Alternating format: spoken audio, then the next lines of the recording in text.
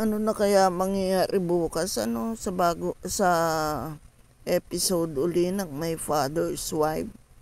Namimiss ko na talaga si Gerald at si Gina. Namimiss ko na yung kanilang tinginan. Kasi super sweet talaga nila eh. Makikita mo sa kanila yung sa drama series nila, makikita mo yung tunay na pagmamahalan nila na hindi natin alam kung nangyayari ba talaga yun sa kanilang dalawa sa tunay na buhay.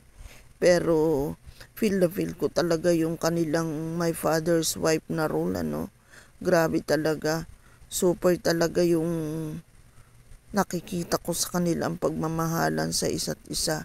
Etong ang last episode na to, grabe galit na galit ako kay Betsy nung talagang gusto niyang ilaglag ang anak ni Gina, na eto naman to the rescue naman nitong si Gerald, Talagang galit na galit siya kay Betsy kahit na alam naman niya na yun ang una niyang minahal, si Betsy, bago siya napunta kay Gina.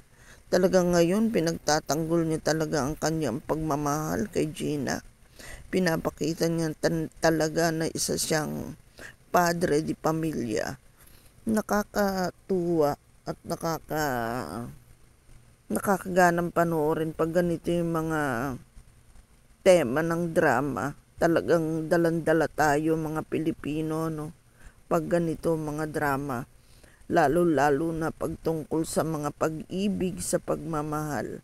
At ito, excited na naman ako mamaya sa episode nila. Abang-abang na ulit tayo.